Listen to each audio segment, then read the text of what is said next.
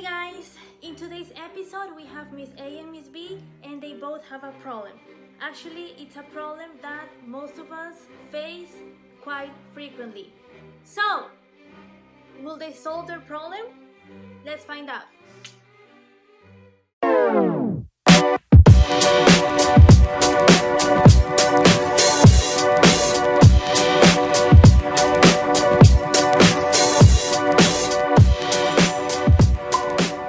Problem statement! Does adding ginger to cinnamon infusion affect hair loss?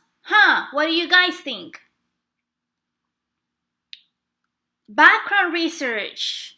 So, make sure that when you are completing your background research, you address questions such as what is ginger, what are the benefits of it, if there's existing research on it, and if there is, what are the results and the available data for that. Hypotheses.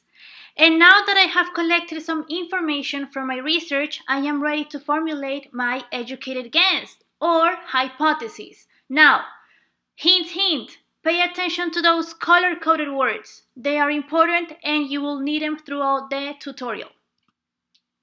Attention!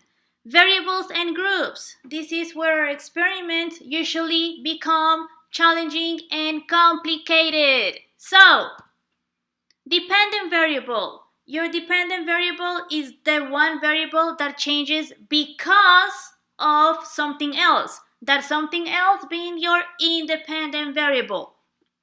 Notice your dependent variable is stated in that problem statement you initially stated.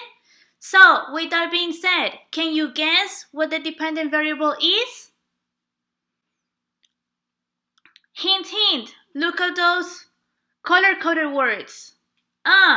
It's not the first time you see them. That means they must mean something.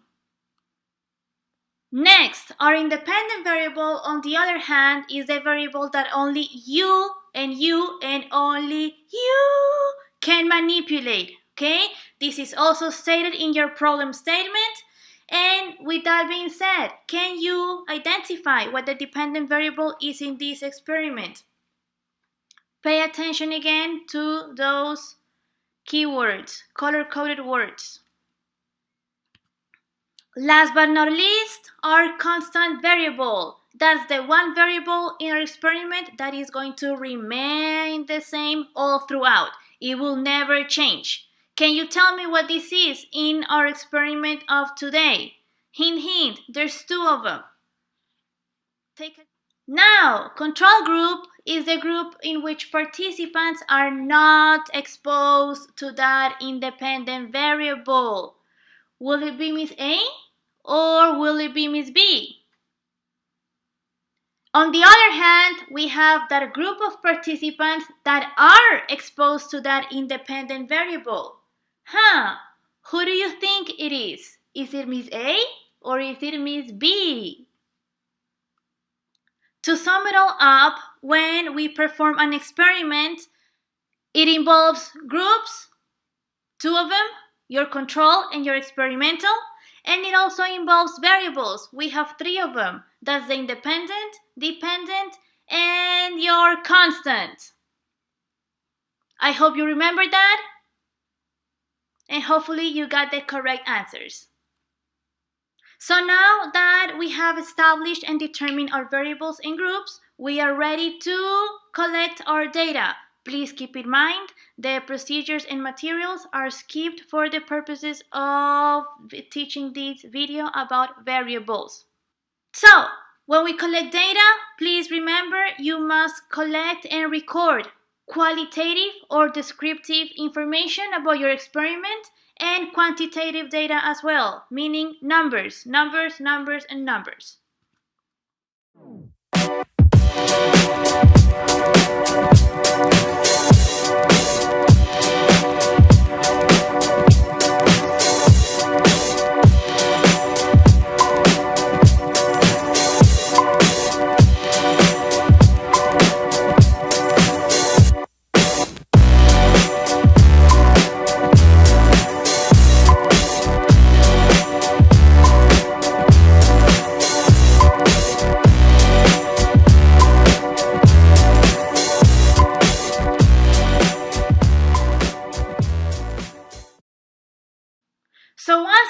collected my data, this is where I am going to explain those findings only.